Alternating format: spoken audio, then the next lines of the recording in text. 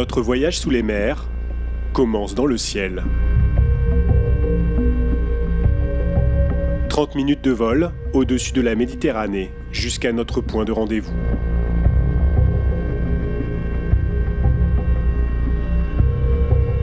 Soudain, il apparaît à la surface de l'eau.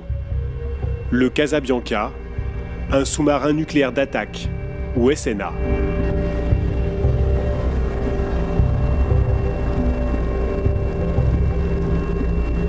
Un monstre d'acier, 74 mètres de long pour près de 3000 tonnes. Nous allons être déposés sur le kiosque, la tour du sous-marin. Pour cela, un seul moyen, l'hélitreuillage, une descente au bout d'un câble.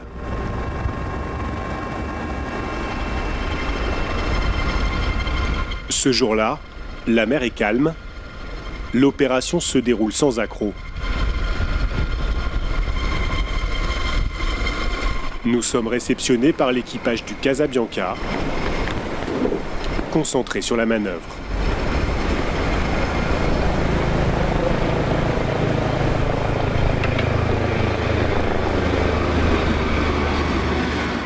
Toujours compliqué les manœuvres comme ça? Oui, la surface pour qu'on puisse vous récupérer, c'est du 1m50 sur 1m50.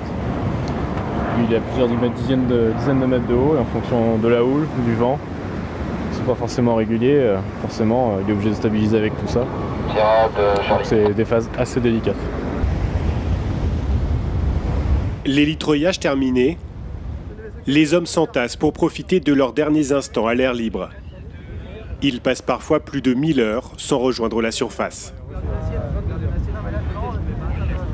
La surface, c'est des moments un petit peu particuliers, soit en début de mission à notre départ, soit à notre retour. Voilà, et puis quelques temps pendant la mission, par exemple avant d'arriver en escale, mais sinon on est en plongée la majorité du temps. Dans quelques instants, le Casabianca va descendre dans les profondeurs pour une semaine d'entraînement intensif à la gare navale. 8 mètres d'échelle. Faut envoyer les stacks à ressortir s'il vous plaît. Ouais. Elle mène directement au centre d'opération. On y va. Voici le centre de commandement du bâtiment, une pièce exiguë d'environ 40 mètres carrés où travaillent en permanence une quinzaine de marins. Leur chef, le pacha comme on dit dans la marine, c'est lui, le commandant Arnaud Berthet, 38 ans. Périscope. Si c'est clair pour vous, vous donnez l'alerte. Vous venez à 16 mètres en balançant le bâtiment à 25 mètres en assiette, -5, +5. Depuis son périscope, il conduit la manœuvre de plongée. Le masque de ski lui permet de s'habituer à l'obscurité. Sa vision est ainsi meilleure pour regarder à la surface où il fait nuit. Là, ça y est, on est en immersion. Alors, pas tout à fait. Il y a encore un bout du massif, un bout du kiosque qui dépasse. Ce qu'on cherche à savoir très rapidement, c'est si le bâtiment est étanche. Donc là, je regarde du point le plus haut. Le BCP, panneau tranche alpha, étanche, panneau supérieur, ça se cul, étanche. Et ce point le plus haut va bientôt être recouvert Le tranche bravo, panneau, par l'eau. étanche. Je perds la vue. J'affale. Voilà, on est sous l'eau. Tout panneau étanche. Intégralement. Le Casabianca peut descendre jusqu'à 300 mètres et résister à une pression de 500 000 tonnes. Des couloirs minuscules, 2 niveaux et 70 hommes en huis clos jour et nuit, des soldats des profondeurs. Le sous-marin nucléaire d'attaque, c'est avant tout un chasseur. C'est soit un chasseur d'unités ennemies, sous-marin ou bâtiment de surface, ou c'est un chasseur d'information et auquel cas il est plutôt dans une démarche de recherche de renseignement. Par exemple, il a participé à la mission Harmattan, qui était l'intervention française contre la Libye. Tout ce que je peux vous dire, c'est que le sous-marin dispose d'une très large gamme de capteurs, qu'ils soient acoustiques, qu'ils soient électromagnétiques, qu'ils soient optiques ou d'imagerie, qui lui permet d'avoir un panel extrêmement étendu en matière de recueil de l'information. En fait, les SNA, les sous-marins nucléaires d'attaque, ne transportent pas de missiles atomiques, contrairement aux SNLE, sous-marins nucléaires lanceurs d'engins. Par contre, c'est la propulsion, le moteur du Casabianca qui est nucléaire. Il est là, au bout de ce couloir. Tout ce qui se trouve derrière cette cloison est confidentiel défense. Un réacteur à l'uranium, de quoi alimenter en énergie une ville de 50 000 habitants. C'est ce qui assure l'autonomie totale du vaisseau. La chaufferie nucléaire a comme avantage de nous procurer une quantité d'énergie quasi illimitée. Avec cette énergie, nous sommes bien sûr capables de faire avancer le sous-marin, ça c'est la partie propulsion, et nous sommes également capables de produire notre eau douce, de produire notre oxygène, d'enlever le gaz carbonique de l'air que nous exhalons. Nous sommes capables d'alimenter tous les appareils que vous voyez autour de vous. Voilà, la chaufferie nucléaire nous permet ce genre de choses.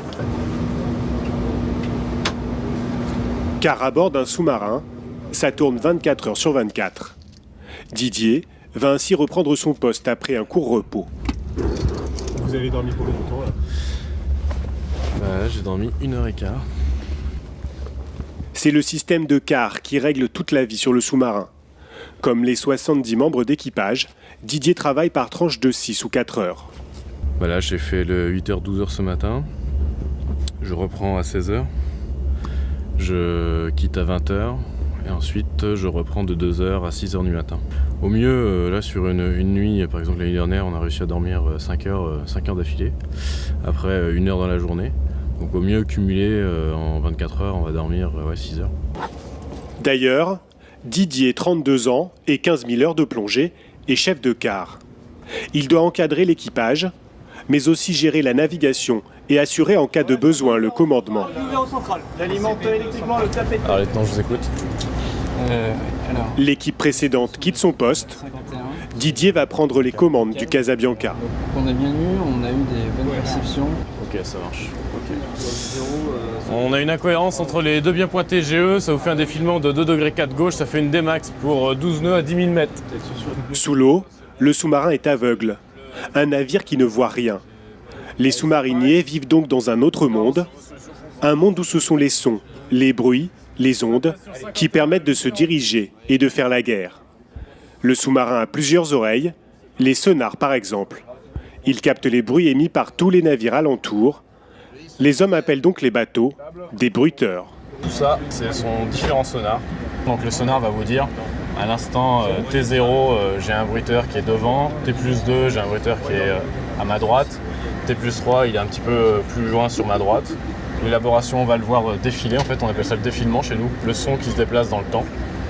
Et eux vont essayer de se dire, bon bah voilà, si à T0 il est là, T+1 il est là, T+2 il est là, donc ce bateau, sa route, elle fait ça. Depuis plusieurs jours, l'équipage est en état de vigilance maximum. Gauthier, chrono. On se réveille. Car il mène une série d'exercices grandeur nature, une sorte de bataille navale contre les bâtiments de la marine française. Le sous-marin doit aujourd'hui, sans se faire repérer, espionner une frégate qui croise à quelques kilomètres. Tu vas bien pointer, patron? Le sous-marin s'approche, il remonte à 15 mètres sous la surface pour tenter d'observer discrètement avec le périscope. Mais tout à coup, c'est l'alerte. Essayez de le voir un petit peu pointu parce que normalement il est censé venir chercher cette zone-là. Les sonars indiquent qu'un hélicoptère envoyé pour protéger la frégate survole la zone. Nouvelle route de chasse, 202, 18 nœuds, 27 minutes. L'hélicoptère, lui aussi, dispose de sonar. Le Casabianca doit disparaître. D'après les niveaux qu'on perçoit, on estime qu'il est suffisamment proche pour pouvoir nous détecter. Donc qu'est-ce qu'on fait, c'est qu'on affale les aériens pour éviter de mettre une réflexion sur son radar à la surface pour qu'il puisse pas nous détecter, et on baisse un petit peu en immersion pour éviter les indiscrétions visuelles. Traduction, l'équipage replie les périscopes et plonge pour échapper à l'hélicoptère. Si le SNA est un chasseur, il devient aussi parfois la proie. C'est un peu le jeu du chat et de la souris. C'est exactement ça, c'est comme une bataille navale. Sauf que là, il n'y a pas de chat et de souris, c'est 2 chats qui se croisent, et dès que le premier chat a trouvé l'autre, c'est fini, quoi. Et dans cette bataille, quasi à l'aveugle, où tout se joue sur les bruits, voici les soldats de première ligne. On les appelle les oreilles d'or. Ils écoutent et analysent les sons émis dans l'eau et captés par les micros, les sonars du sous-marin. Le premier maître Greg écoute l'océan depuis 6 ans. Alors pourquoi est-ce qu'on vous appelle les oreilles d'or? Les oreilles d'or, parce qu'en fait on est un peu les oreilles du bateau, mais on va dire les meilleures. Et dès qu'il y a un phénomène que les opérateurs sonars n'arrivent pas à identifier, ils font appel à nous pour qu'on puisse déterminer l'origine exacte du phénomène. Greg s'est constitué une base de données de sons enregistrés dans l'océan. Chaque navire fait un bruit différent. C'est comme ça qu'il les reconnaît. Là, l'hélice d'un cargo. 1, 2, 3, 4, 1, 2, 3, 4, 1, 2, 3, 4. Là, ce sont toutes les pales qui passent. Donc là, déjà, on a pu déterminer que ce bateau, il a 4 pales. Et là, on compte le rythme. On va le compter sur 1 minute. Et ça va nous donner 82 tours. Donc on sait que le bateau est à 82 tours minute et 4 pales. Donc généralement, c'est caractéristique des paquets, des cargos en général. Parfois, le sous-marin croise un animal. Dans le jargon, on dit un biologique.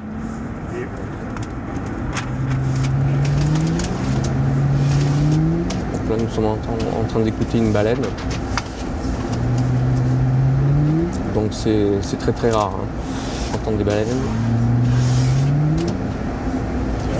Ça vous fait quoi d'entendre le chant des baleines Généralement, on est tellement pris par nos opérations, on n'apprécie pas vraiment d'entendre ce phénomène très très rare.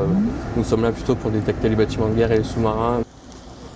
Car sa mission est évidemment de détecter des navires ou sous-marins ennemis.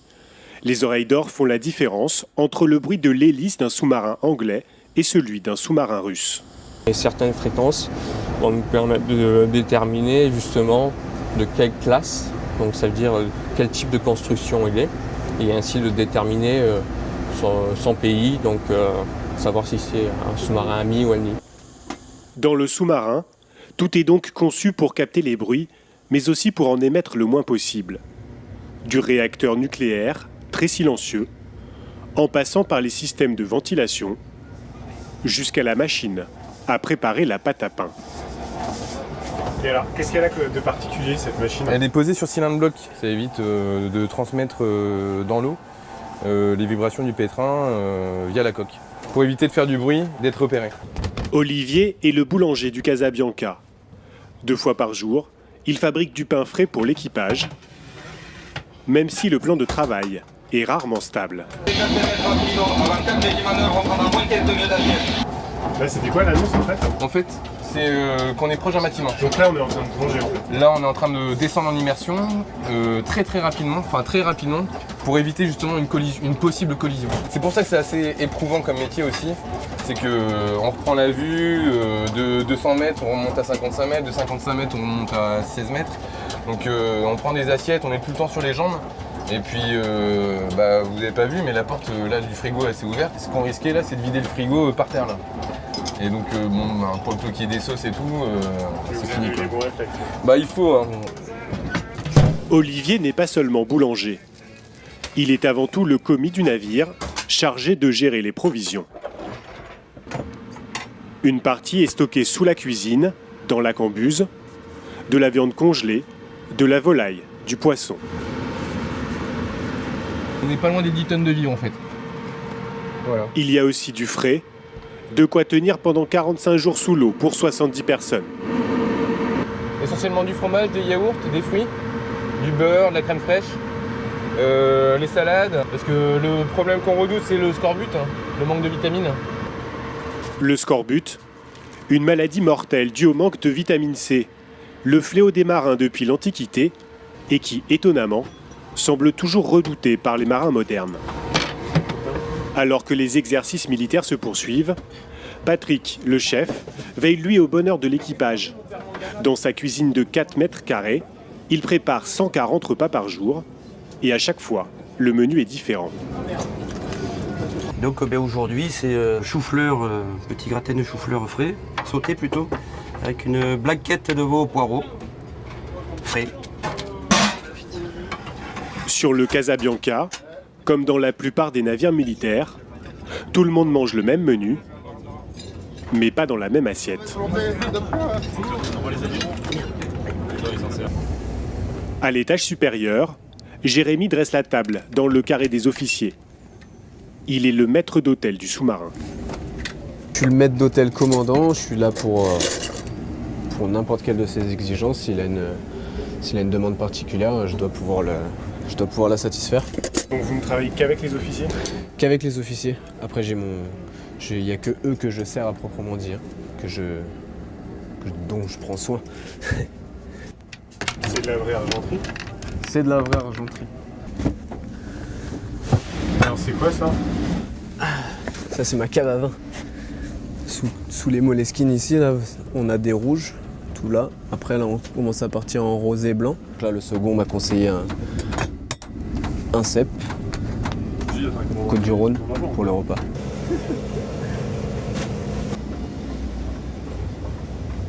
Cet espace est strictement réservé aux officiers. Pendant les repas, on ne se mélange pas avec le reste de l'équipage. C'est pour laisser à ces autres membres d'équipage un espace de liberté. Vous avez vu que le sous-marin, c'est tout petit. On est les uns sur les autres au vrai sens du terme. Hein. Et les siècles d'expérience maritime nous ont appris qu'il fallait que chacun, et en tout cas chaque catégorie de personnel, ait son petit quant à soi pour pouvoir durer longtemps à la mer. Ce jour-là, pas le temps pour un café.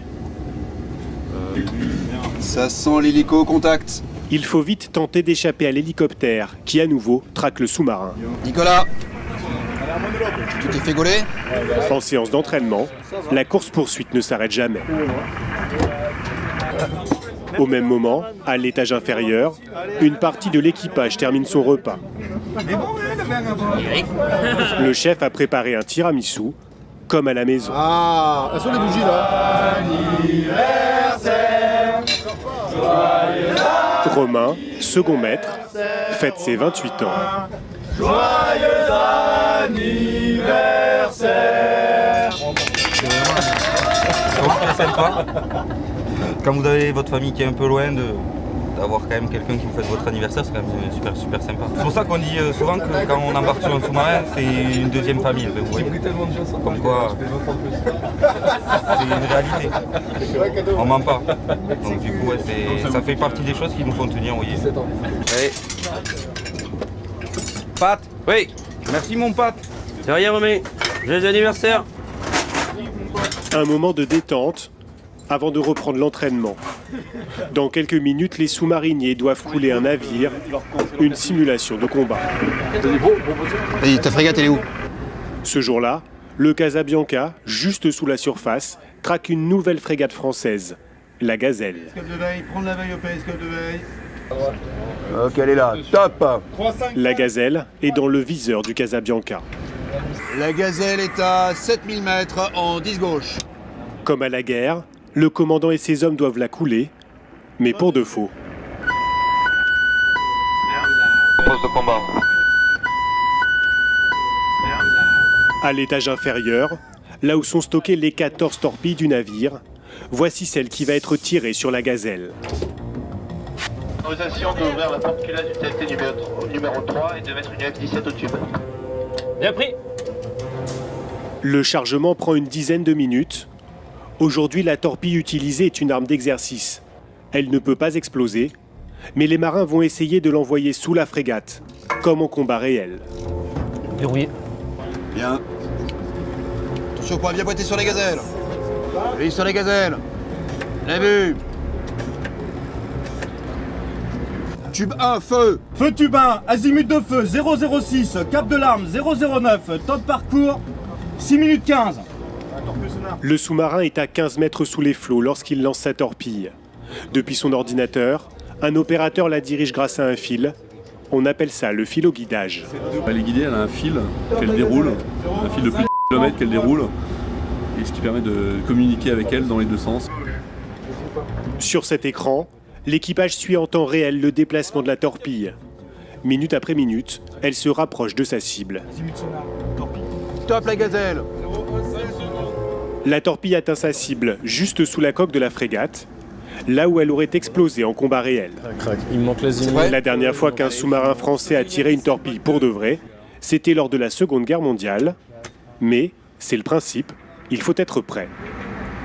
Souvenez-vous cet épisode assez récent qui a impliqué la Corée du Nord, où on a quand même de gros doutes sur le tir d'une torpille par un sous-marin nord-coréen. contre une unité de la marine sud-coréenne. Eh bien, c'est notre métier que de se préparer, en tout cas à l'imprévu. Et c'est le but de ce genre d'exercice. Fin de journée. Ici, le passage du jour à la nuit se fait tout simplement en éteignant la lumière. Quand Jérémy, le maître d'hôtel, file se coucher, dans sa chambrée dorment déjà une demi-douzaine de collègues.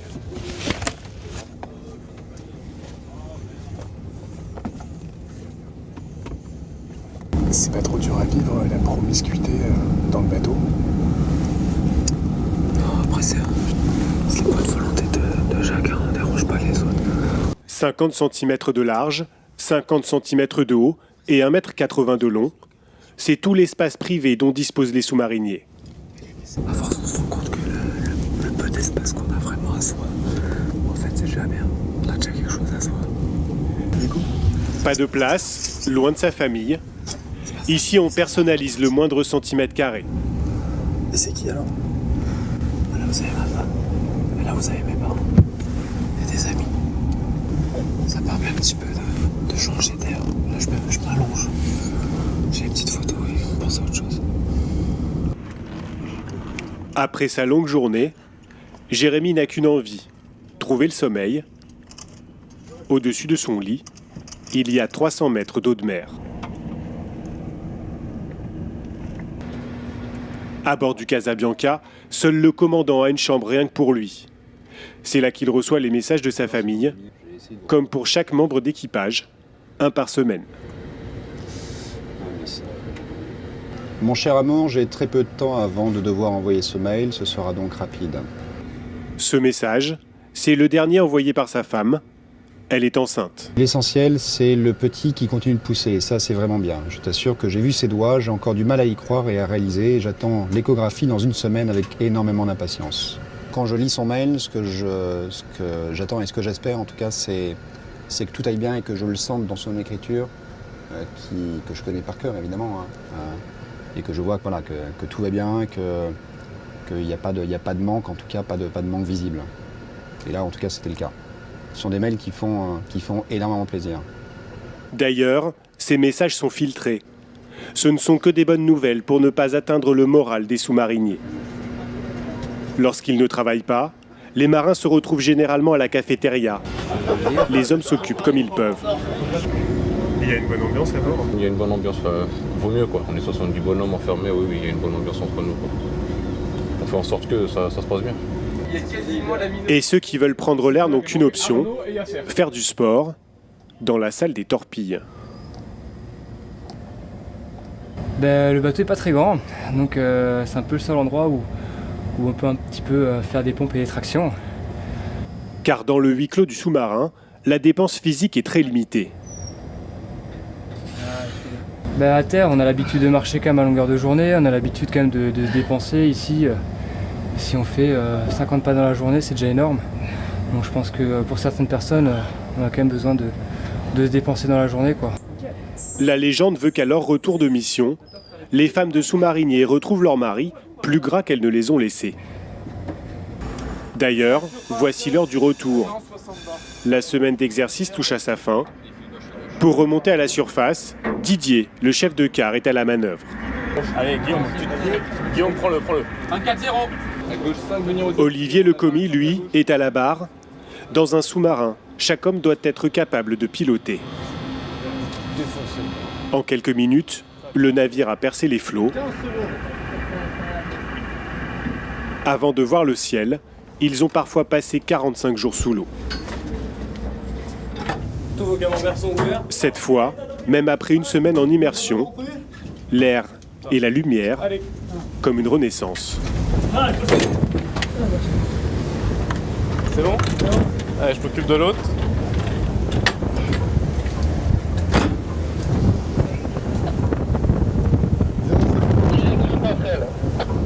Allez.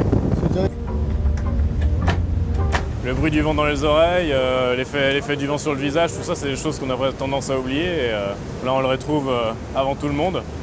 En général, après une mission assez longue, même un retour en surface avec tempête et de la pluie, les gars sont contents. D'ailleurs, tout de suite, il y a du monde au balcon. Il est sorti de quoi? Voici le premier geste de ces hommes, une fois à la surface. Sortir son portable pour consulter les messages et SMS envoyés par les proches. Vous avez reçu beaucoup de messages?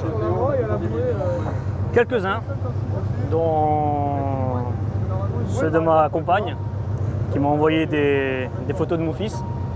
J'ai eu il y a un mois de ça, jour pour jour, donc ça fait plaisir. Ça touche beaucoup, quoi. Le commandant aussi retrouve l'air libre. La semaine d'exercice s'est bien passée. Le sous-marin est opérationnel.